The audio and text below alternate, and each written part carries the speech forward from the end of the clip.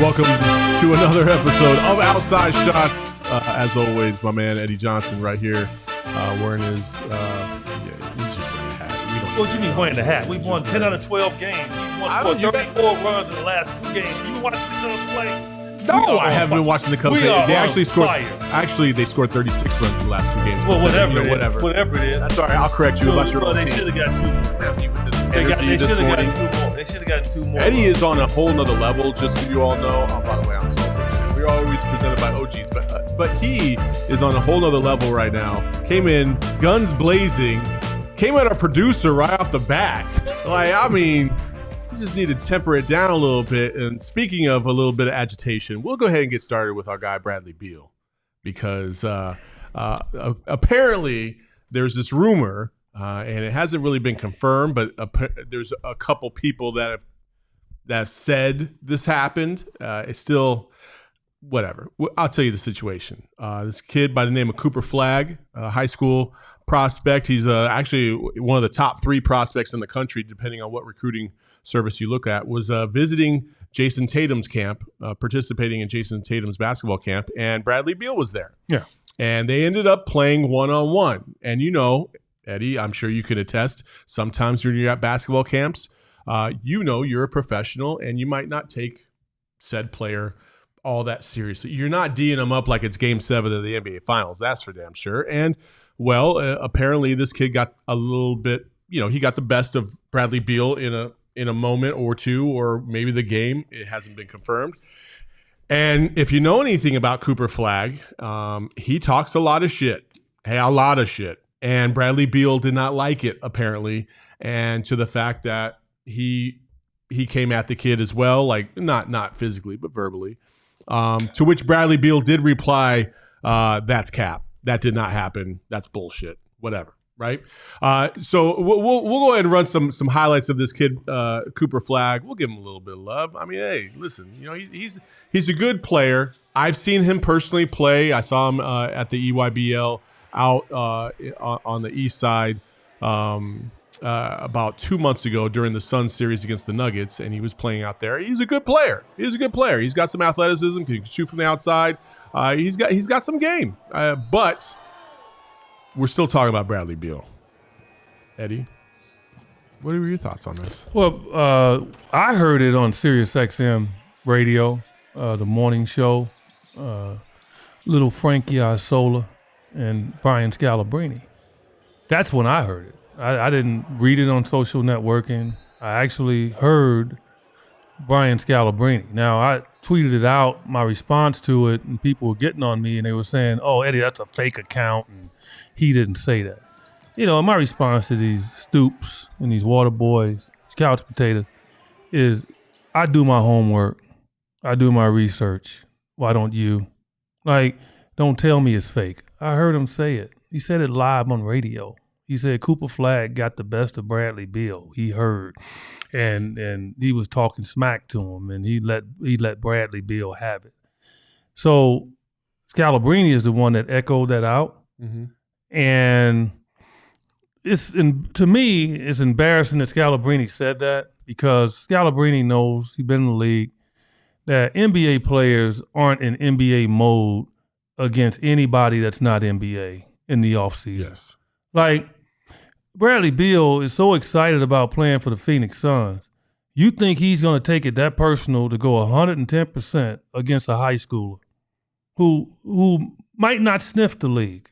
And I will say that in respect, because we've had some great high school players that didn't make it to the NBA.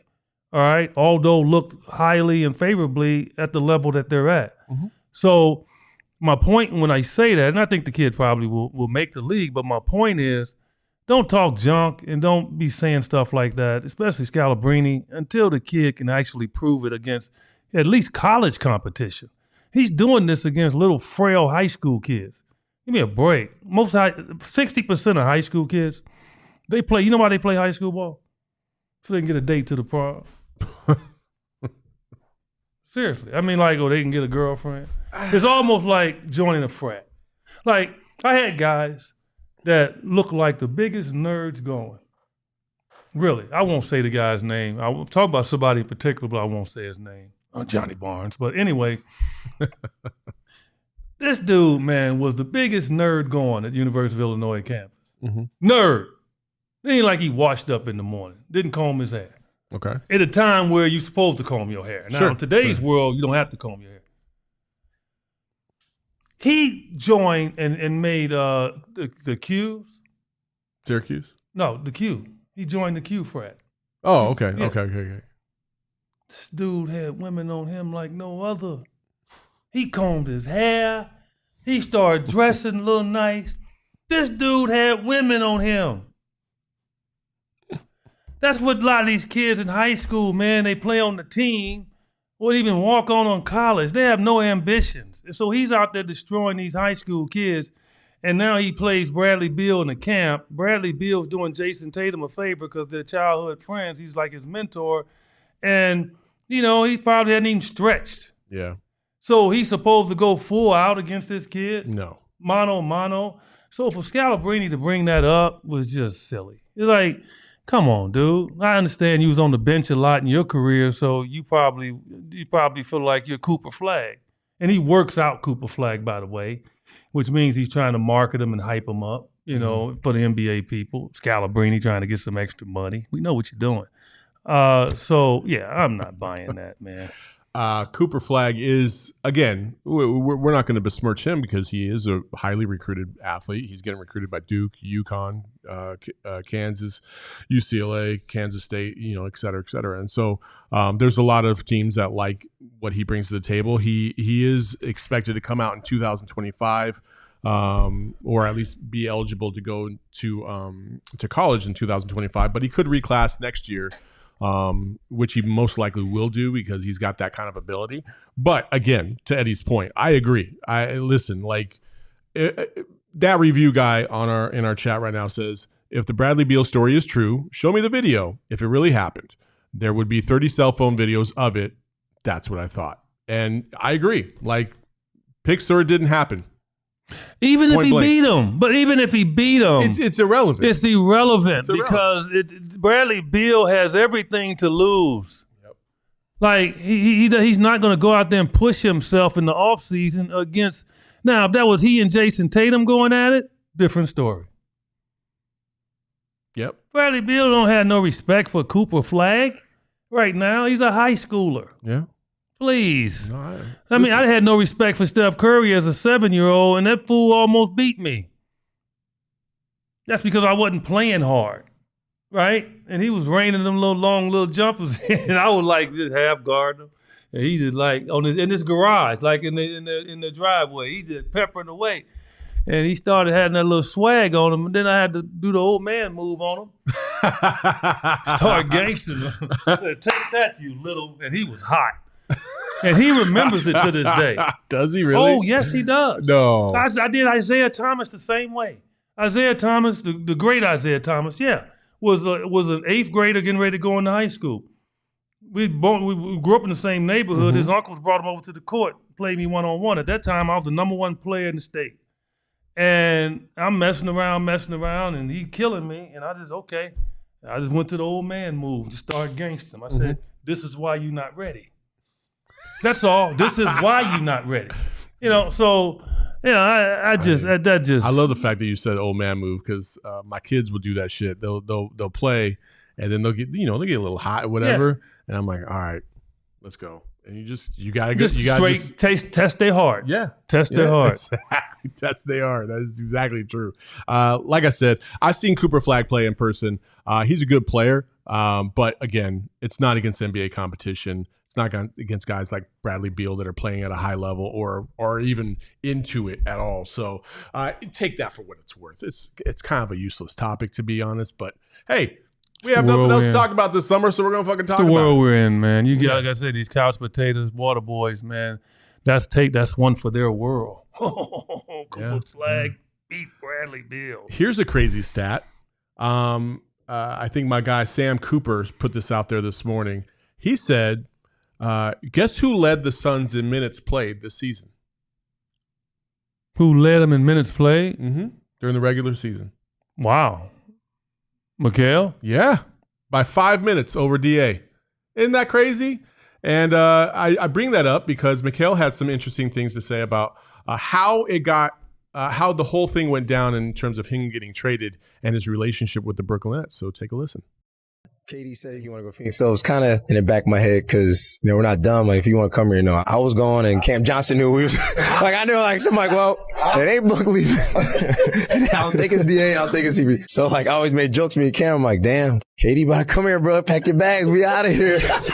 But then it died down. Season came on. We was about to play Brooklyn the day before, and we was going to practice, and something about Kyrie coming to Phoenix. Then it brought back the memories of the summer, and I'm like, oh, here we go. Yeah. And then when the KD thing happened, I was just like, damn, I didn't think that was really going to happen. Right. Even when I got to Brooklyn that day before when we was about to play them, I was around in the gym like, this is my home. Tapping the guys up that work there like, I'm going to see you, bro. I'm going to be back here a couple of days. And I get traded 2 days later. So it's like some karma on my for that one. That's wild. That was on the Paul George podcast, which is I love that his podcast. He does a really great job again of getting in deep with players and talking about the game and stuff like that. But Mikal kind of letting it loose about how that all went down. I think it's funny because we all felt kind of those same emotions. When the rumors of KD coming here in the offseason last year were happening about this time. We all were like, oh man, who are they going to trade? Are they going to trade Mikal? Are they going to trade Cam or whatever? And it's funny to hear Mikal say that he was talking to Cam like, dude, we're going, right? Like if KD's coming, we're going because they're not going to trade Book. And it's funny to even hear him say that they didn't think that they were going to trade DA. And I know there was a lot of rumors about DA, or the Nets not really wanting DA. So to hear that cycle and then come back and then go through it all over again. He threw out Kyrie, who we've talked about multiple times about the potential of Kyrie possibly becoming a Sun, and that didn't happen, and it ended up being KD. Just a fascinating perspective to see what goes on. They're no different.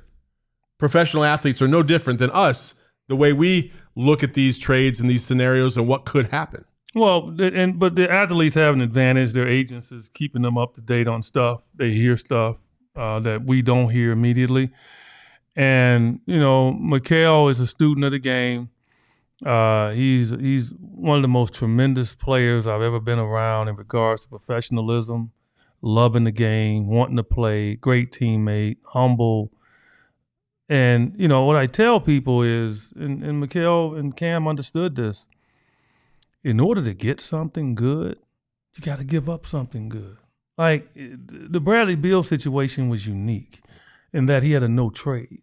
So that was different, but it was no trade clauses involved here.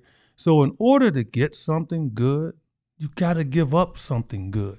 The reason why Damian Lillard is still in Portland is because they don't think that Miami is offering them anything back that's good. The reason Gobert is in Minnesota is because Minnesota gave Utah the farm. That's why. The reason Kevin Durant is in Phoenix is because the Suns gave them the farm. They gave them Mikal Bridges. They gave them Cam Johnson. They gave them first-round draft picks. So in order to get something, you have to give up something. And as a player, you're sitting there and you're surmising, as he did, like, okay, it's me. And he's okay with it because he understands it's the nature of the business. And that's why I love this kid. I happened to see him a couple of weeks after that at the All-Star game, and I just hugged him and told him I was just so proud of him, the way that he was playing and how professional he was. And he thanked me, in his low-key manner way. It's funny, Mikal is so low-key and humble outside the camera or whatever and his teammates, but in front of the camera and his teammates, he's a different guy. Mm-hmm. And so we miss him. I mean, trust me. In that hotel that morning, when that trade was announced, you saw grown men down there crying. Yeah. So to me, that should let Mikal and Cam know that it wasn't personal. Yeah. Like sometimes you can get traded and it's just personal. They just don't like you. They want you away from the team. Yeah. It wasn't the case with them. It was just pure, I'm going to Brooklyn and they're getting back one of the greatest players in the history of the game in Kevin Durant. And I cannot be mad about that. Listen, Mikal has always been a fan favorite. He's a tremendous human being, tremendous player. we've talked about it at length about the way he handled everything and really how he conducted himself while he was here in the Suns uniform. So we wish him nothing but the best, except for when he plays the Suns. That's just how that is. I love the perspective that he has. He continues to have such a unique perspective and such a grasp on reality when it comes to this league. It feels like he doesn't really take too many things personal until he needs to trigger something personal to activate whatever level of play that he's trying to get to, which I think is a great mentality. Because he loves basketball. Yeah. Like, I mean, to me, that's how I was as a person. I played on 7 different teams. I got traded in my uniform. Like, as a Phoenix Sun, I actually sitting in the locker room, had my uniform on. We getting ready to play the Nets in New Jersey, and Cotton calls me over and says, Eddie, we traded you. Like, and okay, I had an emotional breakdown, boom, upset, boom. As soon as I got back to my room, because I was going to take a flight and meet Seattle in Milwaukee, boom, Yeah, I was right back. I completely forgot you got traded mid-season. I was right back. Like, I was like, okay, next team, next man up. Yeah. Because, dude, growing up in the city of Chicago, not knowing if I could survive the next day, yeah. You think I give a rat's you know what about what team I play on in the NBA? Yeah. Hell no. All I wanted was to get as many years as I did, and I stole an extra 5, all right? I got 17 years in, 18 total. And that's it. I walk away. Thank you. And now I've been still working with NBA team. This will be my, 24th, 25th year. Yeah. So that's the goal. And Mikal understands it, man. And that's why he's going to play a long time, and that's why he's going to have so much success. I'd be disappointed if he didn't make the All-Star team this year, if he didn't make, obviously, all defenses he normally does. I expect all those great things from him, man, because this kid, he understands the game to a high level. Well, you can get to a high level if you want to partake in some OGs. OGsBrands.com is the best edible out there. You can go to OGsBrands.com just to check out the closest dispensary to you to find these edible delights. They got the fruits, they got the creams, they got this new Happy Balance gummy, which is a 1-to-1 THC to CBD ratio. It's fantastic, especially if you got some aches and pains going on and you just want to level down a little bit. Fantastic gummy. So check it out, ogsbrands.com, and make sure you are 21 years of age and older to partake. There's a lot of drama going on around Dame, and really, this is kind of giving me a little bit of CP3 vibes. Chris Paul, for those of you who don't recall, back in the day was about to get traded to the Lakers. And at the time, then Commissioner David Stern squashed it for a variety of different reasons. Now we fast forward.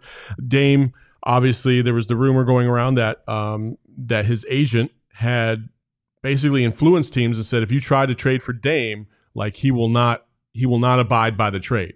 Or he won't do certain things that you want him to do.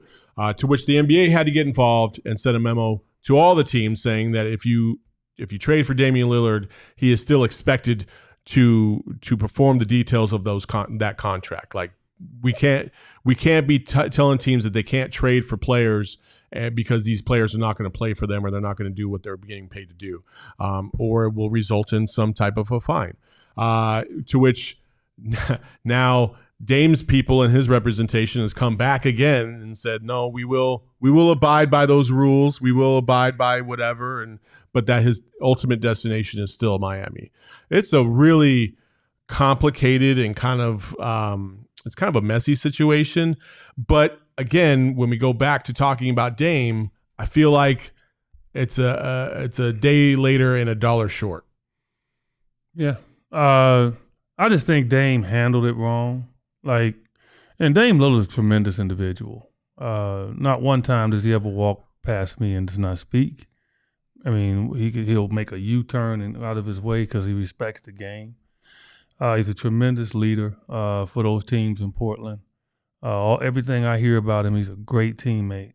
He obviously has been great for the city of Portland, but he's made some fatal mistakes in regards to his rhetoric in the space of, loyalty, joining teams, all of that, right? Over the years, as you well know, he's been constantly saying, I'm not joining nobody. I must make it work here. I'm not into that joining, which is obviously a direct shot at, say, the LeBrons of the world, the KDs of the world and all of them and saying he's not going to do it. And my response all the time was like, you're saying that now, Dane, but as your career starts to go on the down, and now you say, oh, it's like life, right? Even if you don't really have a great life and you're not trying to do all the things, you turn 50 and all of a sudden 50 is like so negative to you, you get depressed because now you feel like you don't have much time to do all the things you wanted to do. Yeah, yeah. And so shit, I feel like that at 40. Yeah, well, it's whatever age you are, right? And I think with him, now he's feeling the pressure. Mm-hmm. I might not win a title. I might not win a title. All these years he's been saying, if I don't win a title, I'm good with it. I don't want to join nobody. I want to stay in Portland. He is so aggressive now to get out of there, even worse than LeBron never did that. LeBron always left as a free agent. He was never under contract when he left and joined anybody. He was a free agent. Yeah. So that's why I hate when people put him in that argument. But other guys that have left, they understood the urgency of trying to win a title. And I had no issue with that. I have to admit, I'm not going to be a hypocrite.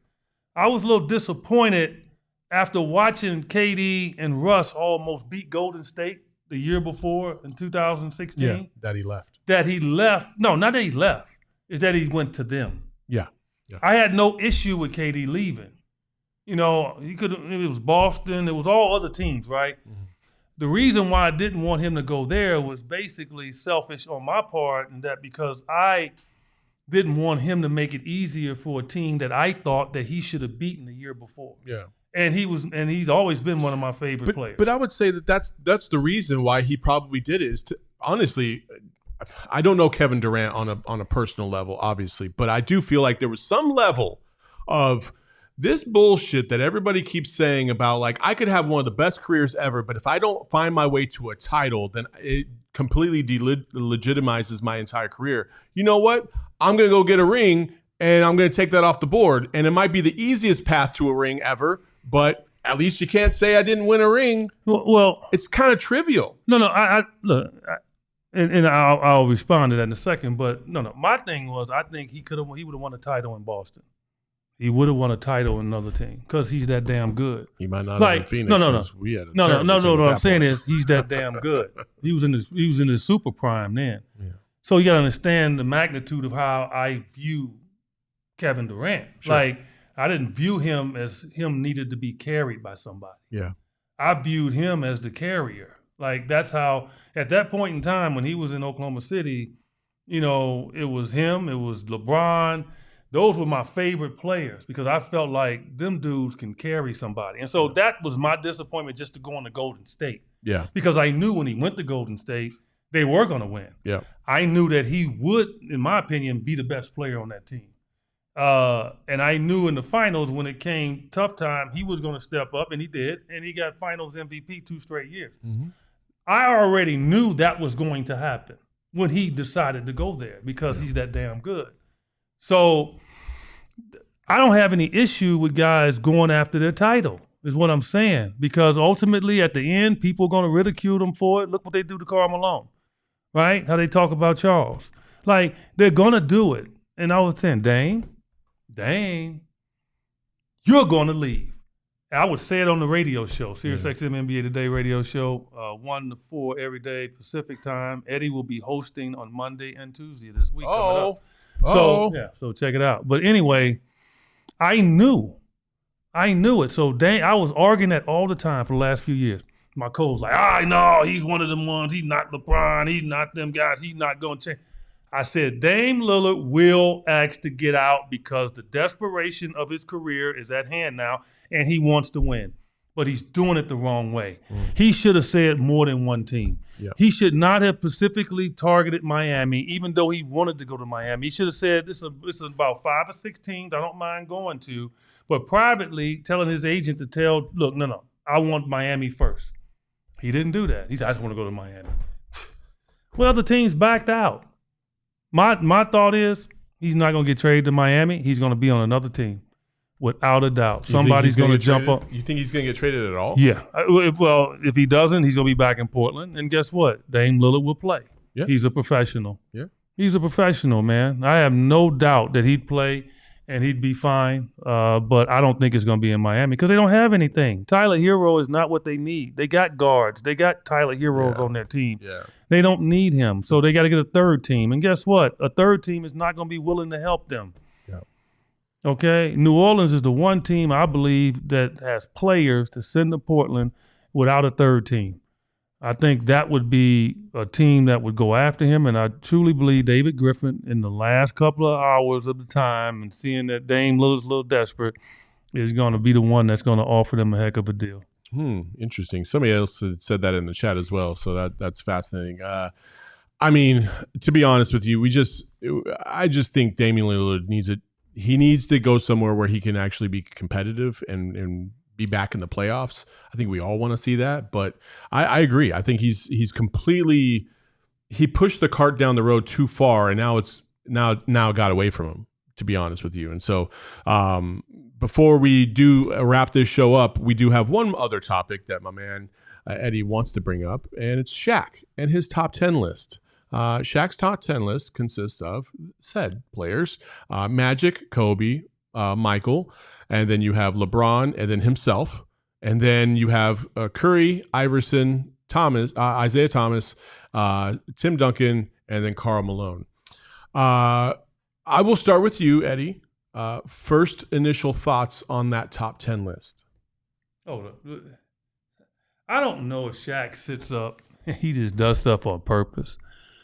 Just to, because he's a marketing genius, without a doubt. He's the George Foreman of this generation in regards to marketing. And so sometimes I have to take a look at what he says and then maybe say, okay, he's jiving. I don't know if he's jiving based on him putting himself on the list.